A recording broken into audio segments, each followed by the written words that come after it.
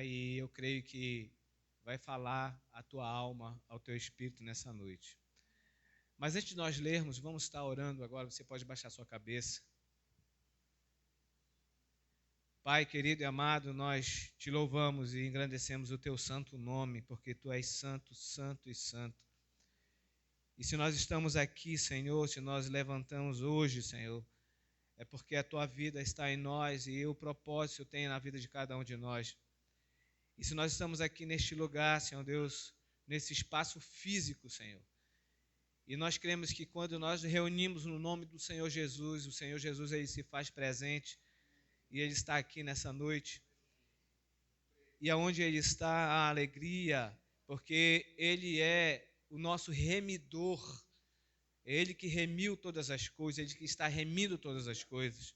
E hoje ele está remindo as nossas vidas nessa noite. Pai querido, que o Senhor venha abrir as nossas mentes, Senhor. Ó Deus, que toda fortaleza, Senhor Deus, venha cair por terra agora. Ó Pai, que a tua palavra diz que ela mesma, Pai, ela não volta vazia. Ela vai, assim como uma chuva, ela cumpre o seu propósito. Nessa noite, essa palavra, ela vai cumprir o propósito, Pai, nos nossos corações. E que essa palavra, Pai, essa semente, ó Deus, o teu Espírito Santo, venha trazer revelação, Pai, para nós. Venha trazer despertamento, Senhor Deus, entendimento, Senhor, para que haja, Pai, através dessa palavra, do rema de Deus, que haja, Deus, mudança, que haja, Deus, o agir, Pai, da tua mão poderosa, toda poderosa sobre nós, em nome do Senhor Jesus. É o que nós oramos nessa noite, Pai querido. Você pode dizer amém? Amém. Então eu quero que você leia comigo, 1 Coríntios capítulo 3, versículos 6 e 9, 6 ao 9, né? Você pode acompanhar aqui no telão. Tá? Então leia comigo. Eu plantei, Apolo regou, mas Deus é quem fez crescer. De modo que nem o que planta, nem o que rega são alguma coisa, mas unicamente Deus que efetua o crescimento. O que planta e o que rega tem um só propósito, e cada um será recompensado de acordo com o seu próprio trabalho. Pois nós somos cooperadores de Deus, vocês são lavoura de Deus e edifícios de Deus. Amém? Você pode sentar, queridos.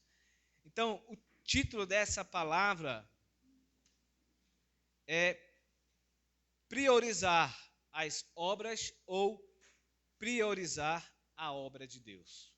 Tá? Priorizar as obras ou priorizar a obra de Deus. Tá? Você pode estar dando um nó na cabeça de alguém, dizendo, o que é isso, as obras e a obra? Existe uma diferença, tá? Das obras e da obra de Deus. Tá? E o que seria a obra? Algumas pessoas aqui que trabalham na área da construção, eles podem entender muito bem. Tá? O que é uma obra? Tá? Eu peguei assim uma definição. A obra é um resultado de uma ação ou trabalho realizado, tá? Para produzir algo. Tá? Então, isso é obra. É um trabalho que se realiza uma ação para produzir algo. Tá? Então, na área da construção, ela realiza uma obra, idealiza uma construção, um prédio, sei lá, um ornamento, tá? E aí vai, realiza o trabalho e aquela obra sai. Né? Amém? Então, nesse texto aqui, para a gente se situar rapidamente, o apóstolo Paulo está encontrando essa grande dificuldade aqui no meio desses irmãos, que não é algo tão espantoso para nós, porque a gente vê isso em todos os dias, em vários lugares, nas igrejas, nos trabalhos, tá? A questão da ciumeira, a questão de você querer ter o seu lugar, a questão de você querer ser melhor do que o outro, tá? De você querer ter o tapinha na costa, você querer ser colocado, tá, acima dos outros, ou seja, vou querer ser o melhor. Então aqui, os irmãos aqui, que o apóstolo Paulo ele chama de carnais, tá? Porque existe na igreja, tá? Alguns que são carnais e outros que são espirituais, tá? Tem uns que são mais carnais que os outros. Então, aqui estava existindo, né, essa questão carnal, ou seja, estava tendo uma briga, né, de querendo saber quem era o melhor, quem era o maior, quem é que trabalhava mais, ou era o apóstolo Paulo ou era Apolo. Tá? Então eles se dividiram. Eu sou de Paulo e os outros diziam eu sou de Apolo. Tá? Se fosse aqui, 90% era do pastor Arão e 10% era por mim, vamos dizer assim. Mas existia essa divisão. Tá? Então, a gente vê isso também nas igrejas de hoje. Né? Essa ciumeira, um querendo, né, a questão de tomar um cargo um do outro, isso aí é pura carnalidade. Tá? Não existe espiritualidade, nada nisso. Então, aqui essa igreja estava passando por isso. E assim, o texto vai falando, dizendo que um rega, um planta, né? E aí ele começa a dizer quem é o que rega e quem é o que planta nessa história. Nada. Nada. O que planta e o que rega nessa obra não é nada. Entendeu? Por quê? Quem dá o crescimento é Deus. E outra coisa que a gente tira daqui é quem é, né? Aonde está sendo aplicada essa obra? Aonde? Na igreja. Porque a igreja é a lavoura. Tá? Então, você pode logo dizer assim, eu sou lavoura. Eu sou lavoura. Tá? Então, priorizar as obras de Deus ou a obra de Deus.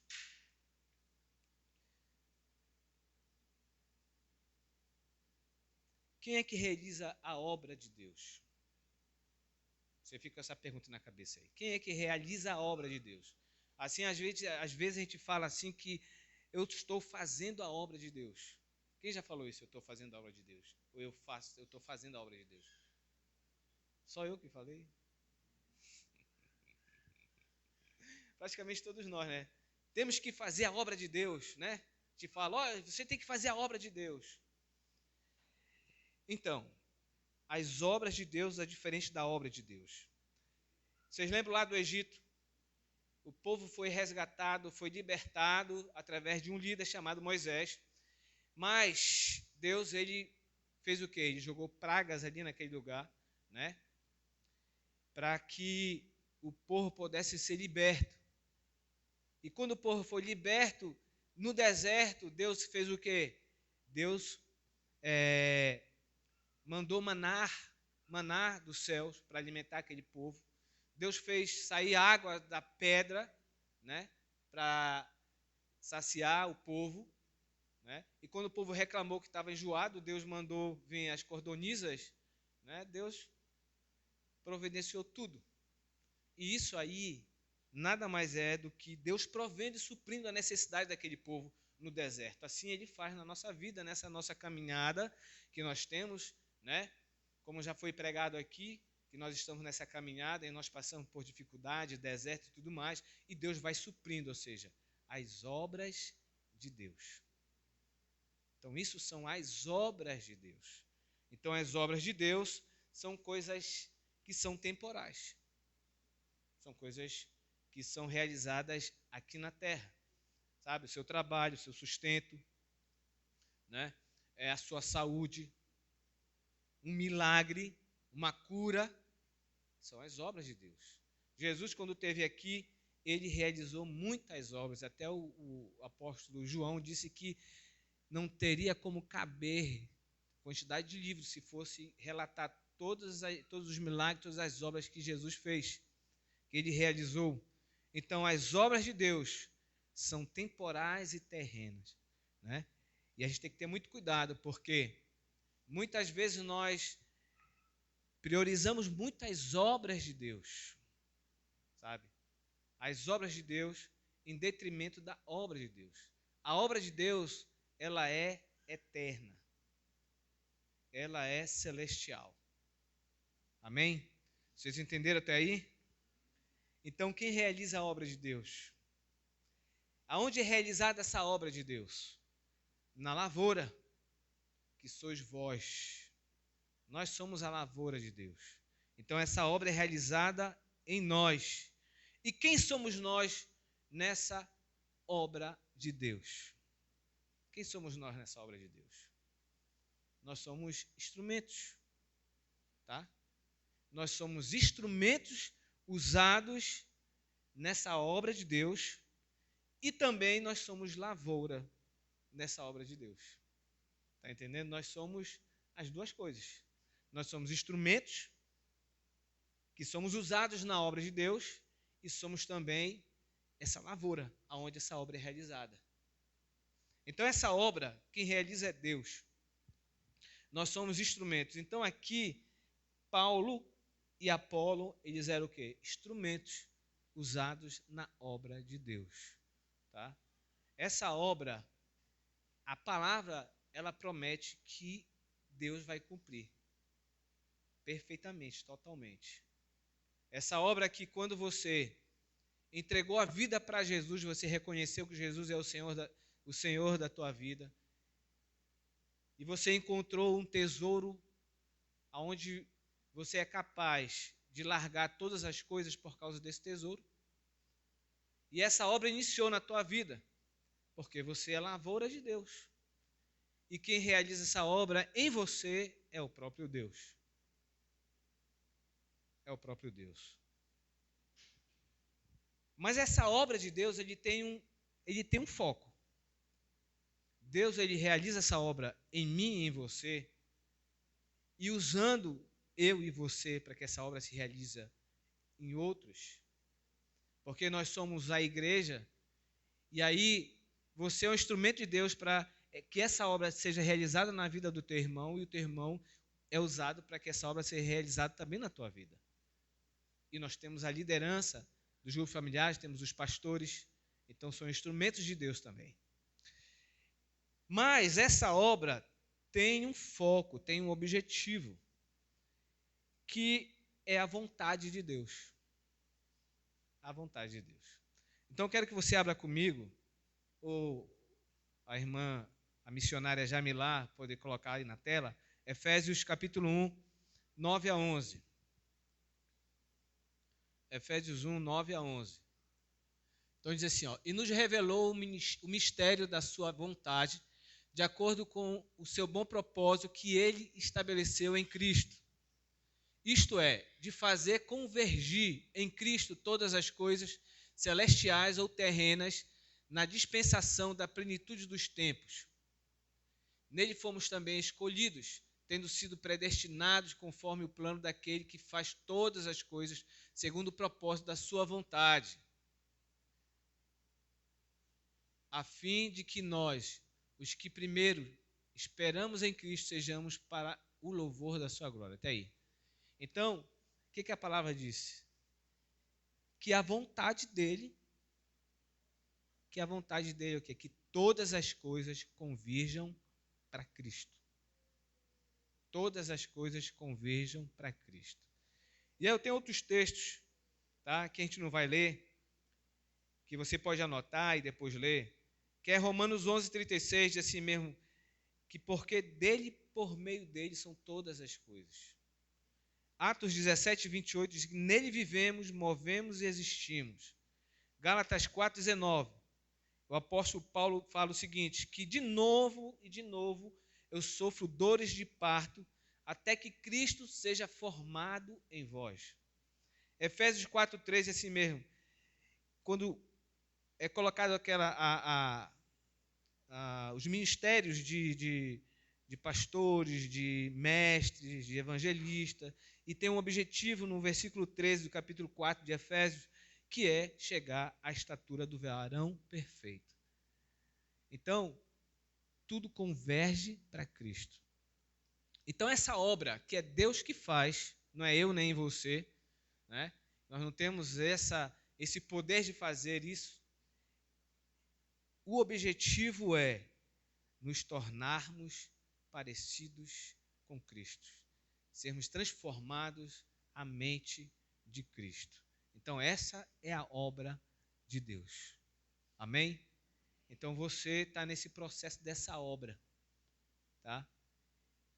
E aí, se a gente for colocar aqui um percentual, uma porcentagem, você pode analisar quantos por cento dessa obra já está realizada na tua vida. Né? Será que você já está com 50%? Ou você está ainda com 10%? sei que para mim falta muito. Mas eu estou aqui. Né? Hoje, na escola bíblica, eu até anotei, né, nós temos que andar sobre os 3 P's. O discípulo de Jesus anda sobre os 3 P's. Quais são os 3 P's? Quem lembra? Como é que é? Persistência, perseverança, permanecer. Né? Então, isso aí é primordial no discípulo de Jesus, porque essa obra, ela vai ser realizada e ela vai se cumprir na minha vida e na tua vida se nós permanecermos, persistirmos e perseverarmos. Amém? Porque a luta é grande, a luta é difícil.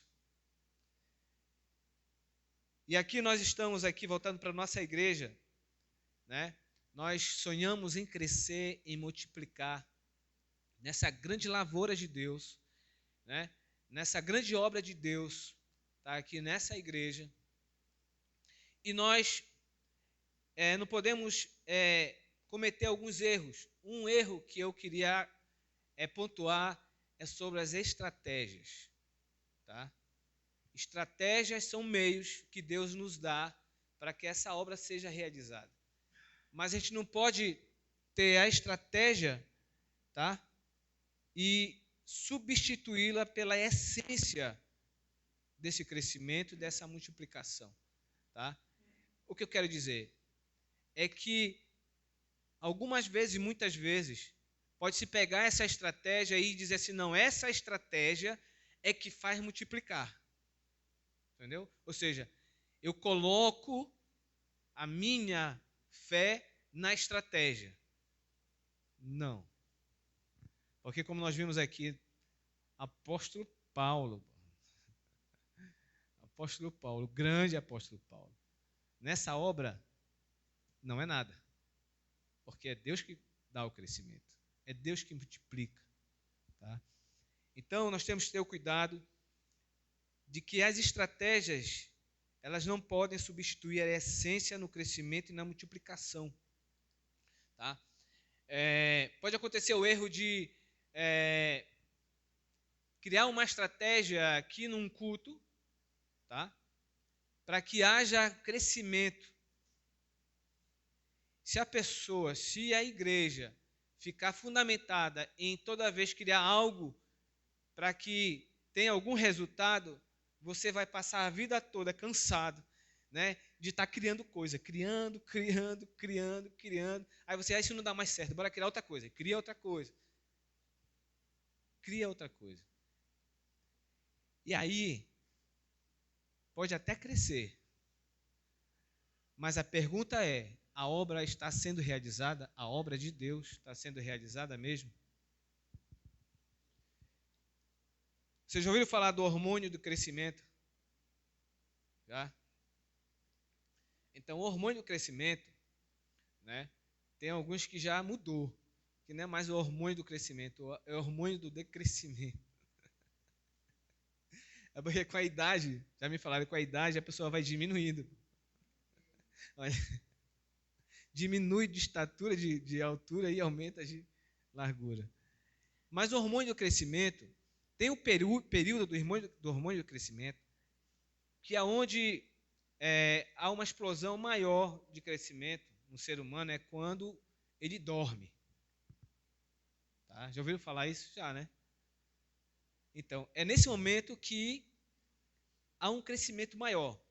Geralmente, quando a gente briga com os adolescentes que dormem muito, é porque estão em crescimento, fase de crescimento. Tá? Mas tem momentos do crescimento que dói. Né? Quem já teve seu filho que diz, minha perna está doendo? Né? Geralmente quem é muito alto, dói muito, né? Os ossos. Então, mas eu quero dizer o seguinte, que na obra de Deus, para acontecer a multiplicação e o crescimento, é quando a gente dorme, ou seja, descansa. Entendeu? Quando você descansa, eu digo isso por experiência própria, quando a gente descansa no Senhor, sabe, para que a obra de Deus venha a ser realizada na vida da igreja, fica mais leve. Fica mais leve. Porque você, olha, dar um testemunho. Quando eu saía para evangelizar, né, aí eu estudava a Bíblia, me preparava, né, versículo, decorava versículo, né, para chegar lá e convencer aquele pecador para se arrepender, para aceitar Jesus. E aí eu me esforçava, suava, saía, às vezes até no sol mesmo, quente, até chovia, eu saía também, porque eu queria que alguém se convertesse, mas era na minha força, entendeu? Era no meu entendimento. E eu chegava cansado e totalmente triste, porque ninguém aceitava Jesus. Mas aí a gente vai crescendo, a gente vai amadurecendo, vai tendo entendimento, né? O discipulado ajuda isso também, a gente, sabe, enxergar essas coisas. E aí eu entreguei tudo na mão de Deus. Eu saía para pregar leve e voltava leve, porque eu fiz a minha parte. Eu semeei, sabe? Eu semeei na lavoura, né? Eu joguei as sementes da palavra de Deus. Agora, quem vai fazer a obra é Deus que faz a obra. É Deus que está fazendo a obra na tua família, nos teus filhos, sabe? Você não pode parar de persistir, perseverar e permanecer. Orando, buscando a Deus, testemunhando, tá? Porque o milagre vai acontecer.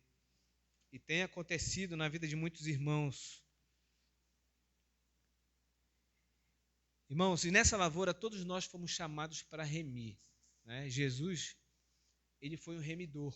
Então nós também somos remidores. O que é remir? Remir é livrar, libertar e resgatar, tá? Então você nessa lavoura, né? Você é um remidor e é um remido também, tá? Então o que eu quero trazer para nós é que você e eu, tá?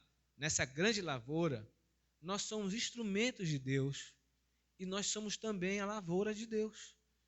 Então você é um instrumento para que a obra de Deus seja realizada na vida do teu irmão e também você é essa lavoura para que essa obra seja realizada na tua vida também.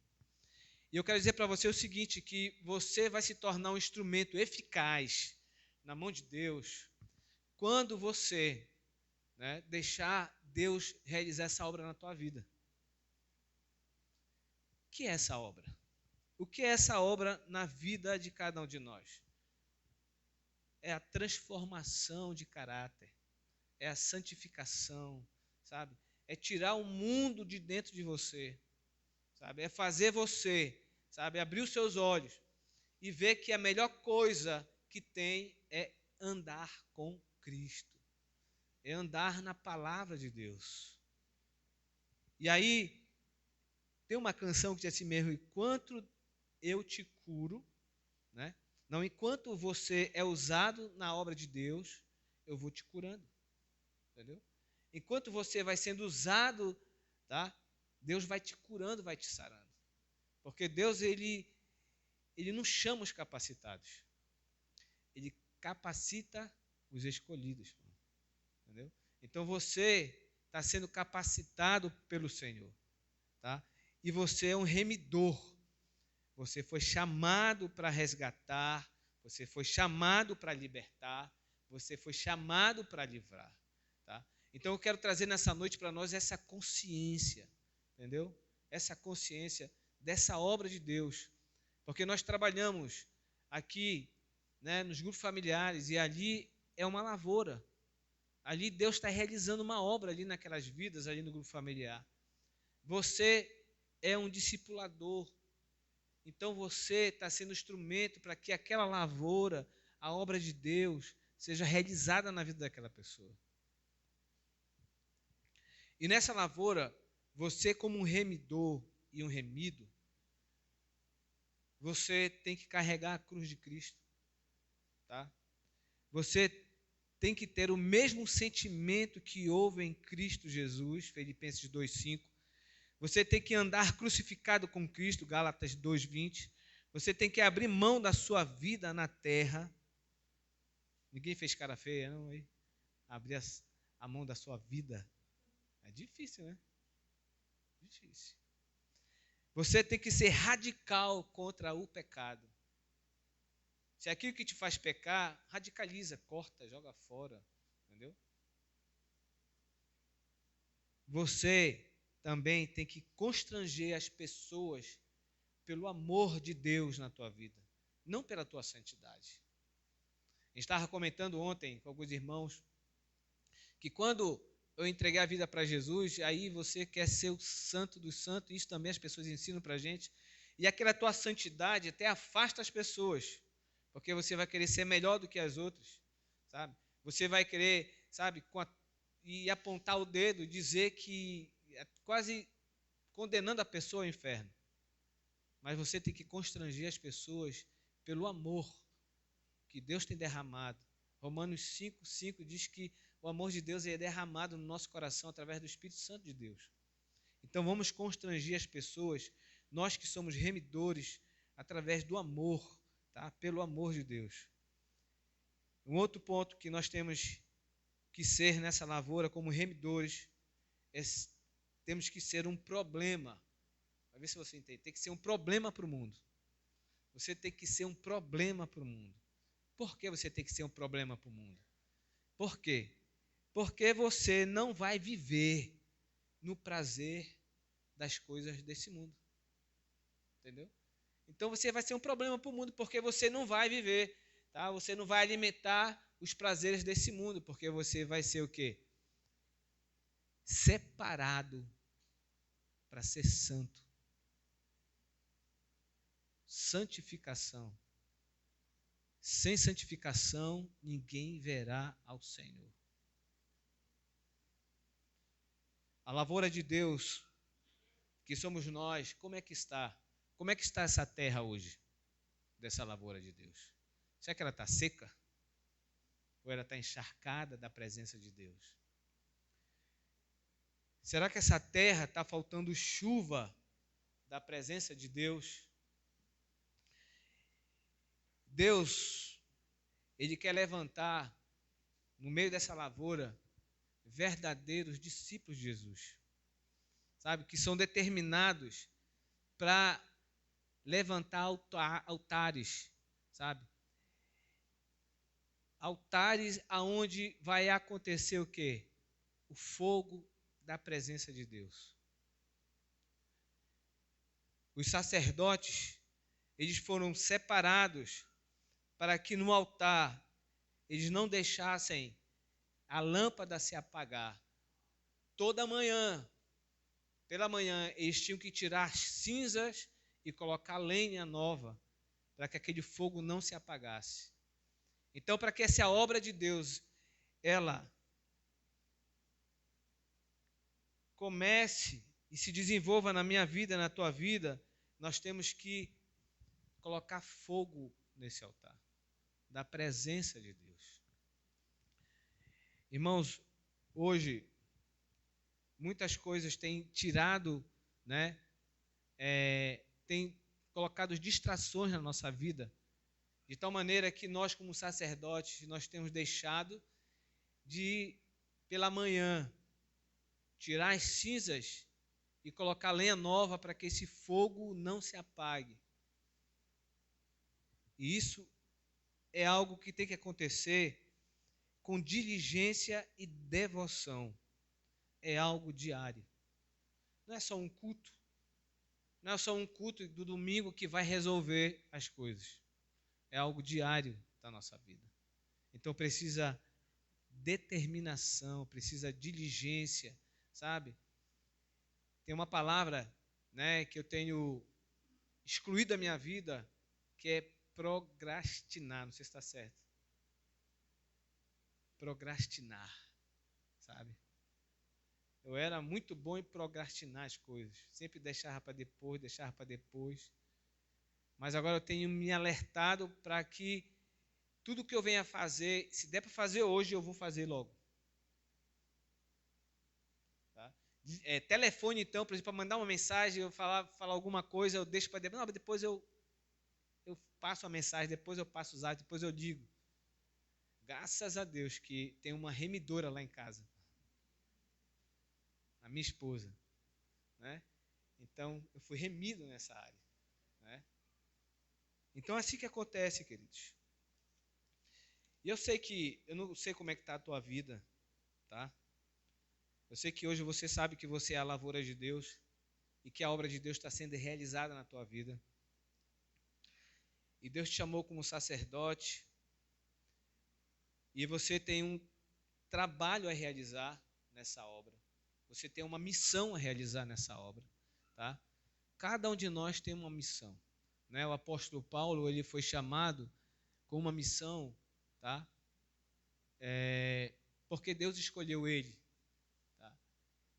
E muitas vezes nós deixamos de nos capacitar em algumas coisas na nossa vida. Muitas vezes você deixa de estudar, sabe? Você deixa de aprender algumas coisas e Deus, sabe, não vai te usar nessa área, mas Ele quer te usar, sabe? Porque tem lugares, né? Um exemplo, tem lugares que pessoas são surdas e mudas, né? Aqui eu acho que só a irmã Renata que sabe a linguagem das libras, né? Línguas e sinais, né? Então, quem sabe mais línguas e sinais? Só a irmã Renata. Então, nós precisamos nos capacitar para que Deus venha nos usar, sabe?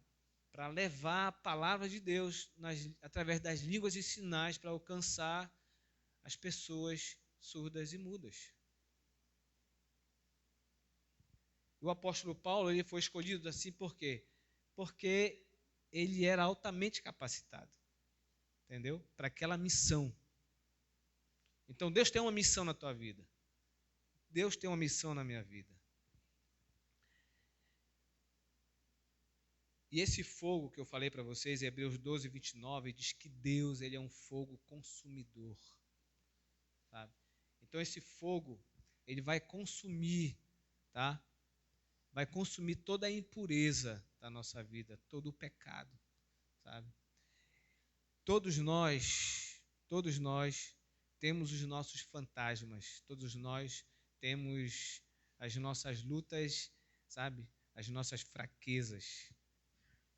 Todos nós, o pastor, todos nós. E nós temos que lutar contra isso. E como é que a gente consegue vencer isso? Toda manhã você levanta e vai buscar o Senhor. Vai colocar fogo nesse altar. Você na sua família, né? Você que é um pai, uma mãe, você tem que levantar altar primeiro no seu coração, na sua vida, e levanta altar na sua casa. Para que Deus venha realizar a obra na vida dos filhos de vocês, na vida dos nossos filhos. Porque o mundo, ele está tragando a vida dos adolescentes, dos jovens, até das crianças. E essa perseguição contra as crianças, né, ela não é de agora, já há muito tempo, né? Desde a época de Moisés, né, quando que mataram muitas crianças.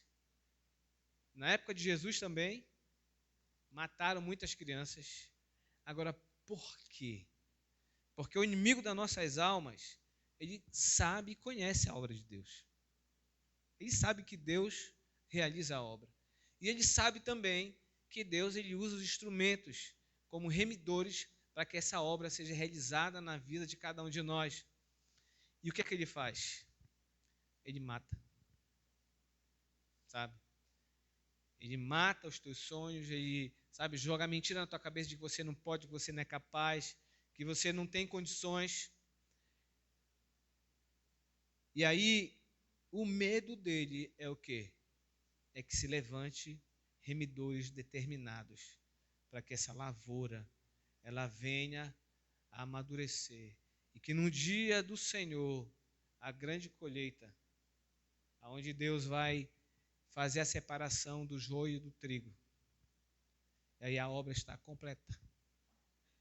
E eu sei que eu e você estaremos lá nesse dia abençoado, esse dia maravilhoso, porque você está permanecendo, você está persistindo e perseverando.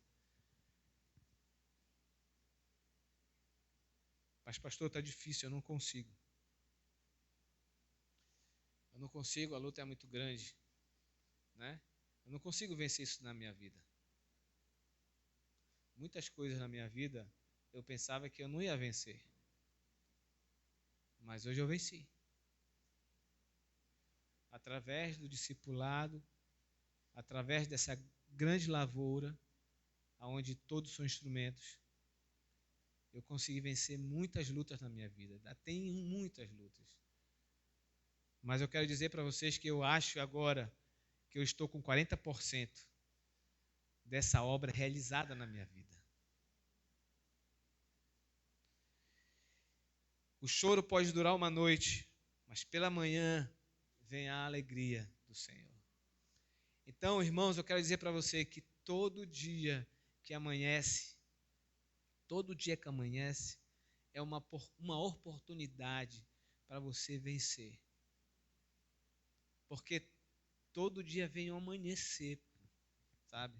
E você tem a oportunidade de vencer essa luta, essa batalha na sua vida. A Bíblia fala que existe uma guerra espiritual, né?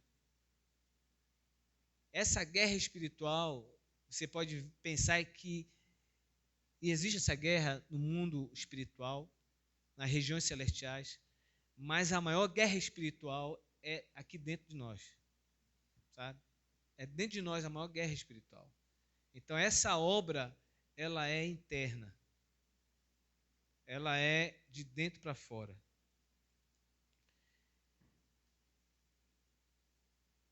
E eu quero convidar você a ficar de pé, em nome de Jesus.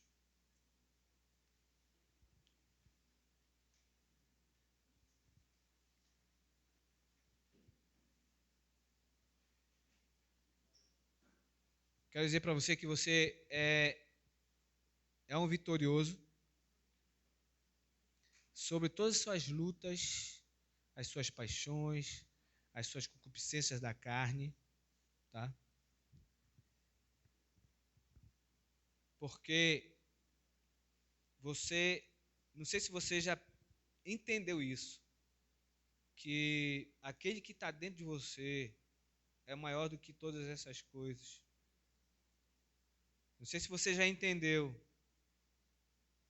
que Deus, Ele não dormita, Ele vela até quando você dorme. Não sei se você ainda não entendeu que você é templo de Deus. Não sei se você ainda não entendeu que você foi chamado e escolhido para uma missão, para ser um resgatador, para ser um remidor aqui nessa igreja, nessa terra, nesse bairro.